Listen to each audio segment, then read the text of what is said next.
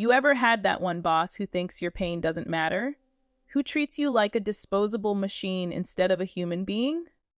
Well, mine pushed me too far even when I literally had a tumor in my leg. So I decided to give her the kind of lesson you can't learn from a management seminar, one that left her drowning in chaos on the busiest day of the year.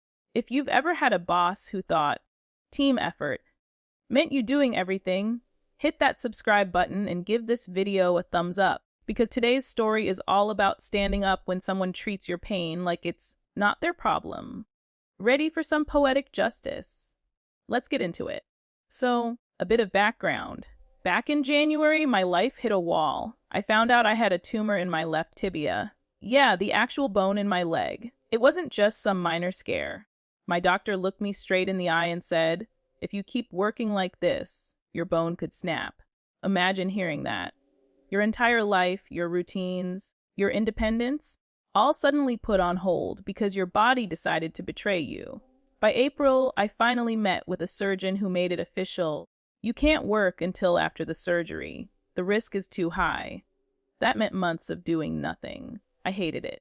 I'm not the kind of person who enjoys sitting still, especially when my coworkers had to pick up my slack. Then came June, surgery day. They went in, removed the tumor, and for months I focused on healing. The pain, the frustration, the helplessness, all of it piled up. But when I was finally cleared to return to work 2.5 weeks ago, I felt hopeful again. I came back with no official restrictions, but my doctor warned me, "Your leg is still fragile. Take it easy. One wrong move, and you could undo everything." That was fine by me. I was careful. I knew my limits. But apparently my boss didn't care about any of that. I work as a curbside shopper. You know, the people who grab groceries for online orders.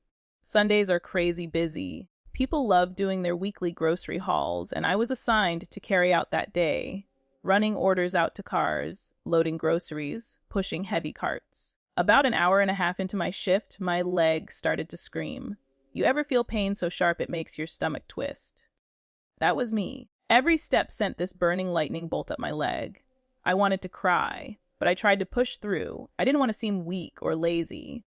Then I realized, no, this was bad. If I kept going, I might actually damage my leg. So I limped over to my shift leader, this woman named Amber, not her real name, but she doesn't deserve credit anyway. I said, I'm really sorry, but can I take my break 20 minutes early? My leg's killing me. I just need to sit for a bit before I make it worse. Amber looks at me, completely blank-faced, and says to her, "We're all in pain. It's a team effort. Unless you've got a doctor's note, you can't leave early." My jaw actually dropped. A doctor's note. I literally had one. I told her, "I do have one. Actually, it's on file with HR. The surgeon said I still have to be careful." She rolled her eyes. Well, you look fine to me. Just tough it out. We're all tired." I wanted to scream. She didn't see me nearly collapse behind the register. She didn't feel my leg shaking like it was made of glass. She didn't care. After a few minutes of me barely standing, she finally sighed and said, "Fine. Go on your break." I limped to the break room, dropped into a chair, and just sat there in silence. 15 minutes, that's all I got. And in those 15 minutes, I realized something. This wasn't just about my leg anymore. This was about respect, or rather, the complete lack of it. Amber had been like this before, snarky, dismissive, taking credit for other people's work. I'd complained multiple times, but management never did anything. And now, after everything I'd gone through, surgery, recovery, and pain, she still treated me like I was making excuses. So I decided I was done. When my break ended, I didn't go back to work. Instead, I went straight to the front manager, the actual supervisor above Amber. I looked him dead in the eye and said, "I'm done. I quit." He blinked, confused. "Truett, what? You're quitting? Right now?" "Yep, right now." I walked to the time clock, clocked out, and handed in my name tag. There was this split second where the entire store seemed to go silent. Then, over the intercom, I heard, "Can my name please come to the department?" I actually laughed out loud. Nope, not today. I just grabbed my few groceries, stuff I'd planned to buy after my shift, and headed toward the checkout. Right as I was scanning my items, guess who walked in? My main boss, the store manager. You could tell he'd just arrived because his hair was still wet, like he'd rushed in from home. He saw me, gave this icy side glance, and turned his head away.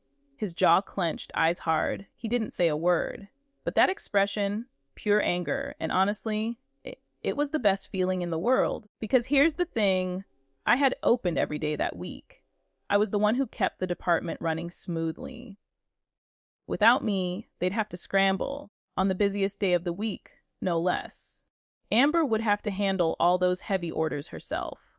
All those customers waiting for their curbside pickups, all those massive carts, that was now her problem. I could almost imagine it, Amber running around, snapping at people, her fake smile cracking as everything fell apart. And me, sitting at home, leg propped up, sipping a cold drink, knowing I'd finally gotten my petty revenge. Here's the thing most people don't understand about revenge. It doesn't always have to be grand or dramatic. Sometimes, the sweetest revenge is simply removing yourself from a place that doesn't value you. Amber thought she was untouchable. She thought I'd just keep pushing myself, keep enduring because I needed the job more than I needed respect. But the truth, no job is worth your health. No paycheck is worth being treated like a machine. The next day, I got a few messages from coworkers. Dude, what happened yesterday? Amber's losing her mind.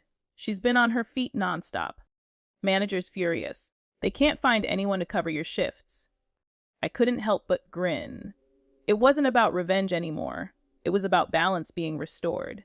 For once, the people who thought they could walk all over others had to deal with the consequences. Looking back, I don't regret a single thing.